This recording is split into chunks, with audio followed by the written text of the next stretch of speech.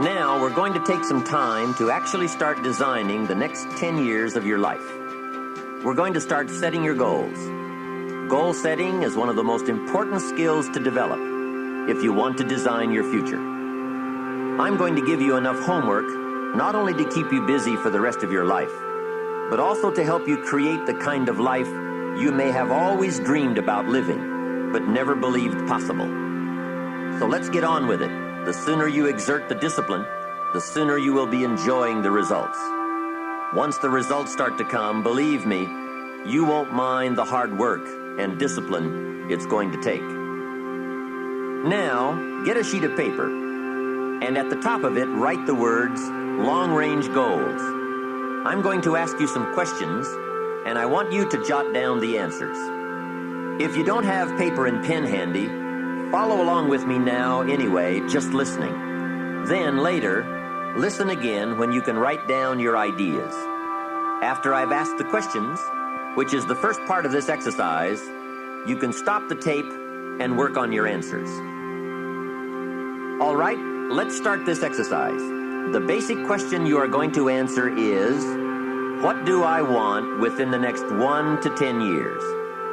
I want you to take about 12 to 15 minutes and make a list of at least 50 things you want within the next 1 to 10 years. These are long-range goals. To help you get started with your list, consider these questions. What do I want to do? What do I want to see? What do I want to be? What do I want to have? Where do I want to go? And what would I like to share? Now, with these thought starter questions in mind, answer the basic question. What do I want within the next 1 to 10 years? See how many things you can write down. At this point, don't take the time to describe in detail everything you want. This is the time for you to let your thoughts pour, to write fast and to abbreviate. For example, if you just write down 380, you'll know what that means. You don't have to describe the color and the interior of the car. You'll do that later in this exercise. I want you now just to abbreviate and write fast. Make the list as long as you possibly can. Try to write down at least 50 items, 50 things you want within the next 1 to 10 years. These are long-range goals. Spend about 12 to 15 minutes on this. After you've completed your list, you're ready for the next part of the exercise. Go through your list, and next to the things you think you can accomplish or acquire a year from now, write a number 1. Next to the things you think it will take 3 years to realize, write a 3. Next to the things it will take 5 years to accomplish, write a 5. And next to the things it will take 10 years to accomplish, write a 10. Go through this list now to the best of your ability and say, that looks like it will take me about a year, or 3 years, or 5 years, or 10 years. Some big goals might be out there 10 years from now. Once you complete this part of the exercise, you might come to the conclusion that you need a lot more 3-year goals and less 1-year goals, for example, or that you need more 10-year goals. You see, while you're working on one goal, you must have something else in the planning stages. If you don't, what happened to some of the early Apollo astronauts could happen to you. After they came back from the moon, some of those astronauts experienced deep psychological and emotional problems. And the reason for that? Why, after you've been to the moon, now where do you go? That seemed to be the end, the finish. What later astronauts did was to make sure that they had major projects lined up after they returned from the moon trip. The way you enjoy life best is to wrap up one goal and start right on the next one. Don't linger too long at the table of success. The only way to enjoy another meal is to get hungry. Another thing to check for on your list is that you have included goals for each of these 3 important categories. First, make sure you've listed your economic goals, your goals for income, profits, and productivity. Second, make certain your list includes material items you want, tangibles, such as a home, a car, a boat, furniture, or jewelry. Don't attach the wrong importance to things, but they are important. Third, you'll want to include on your list goals for personal development. Write down all your personal development goals.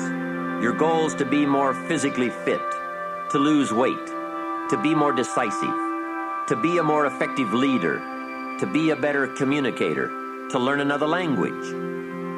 Of course, there are other types of goals to consider: family goals, social goals, lifestyle goals.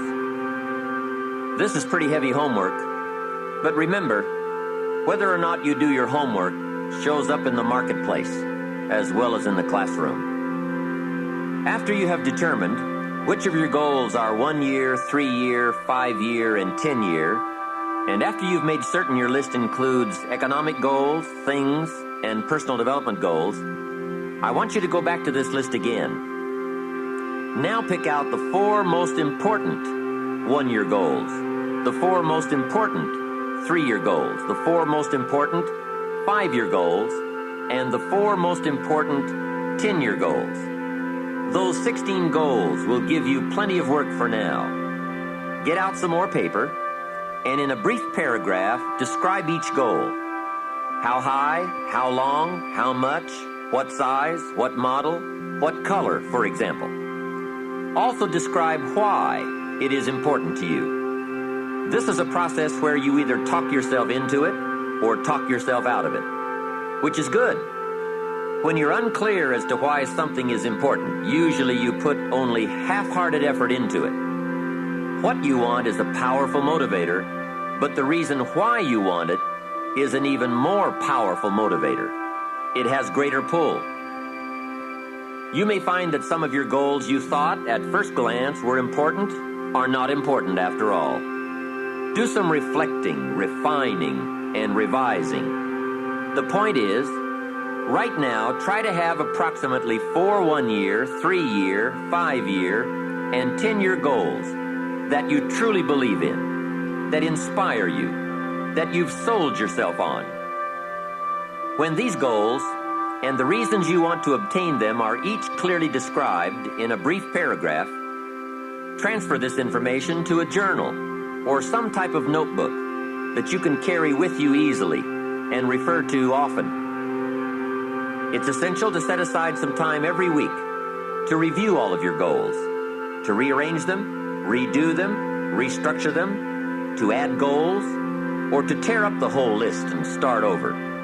Goal setting is not something you do just once. It's a continual process. Also, you must constantly check your progress toward your goals. You don't want to fall too far behind on, or worse, lose sight of, your important goals.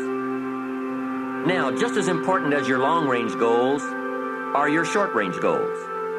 Your goals for tomorrow, next week, next month, 6 months from now.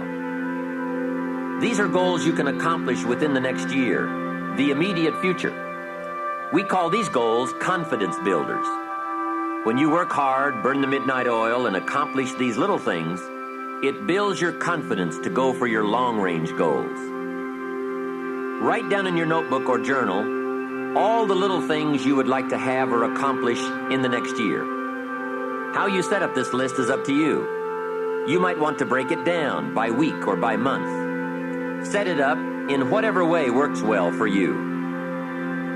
Part of the fun of having a list is being able to check off something as obtained or completed.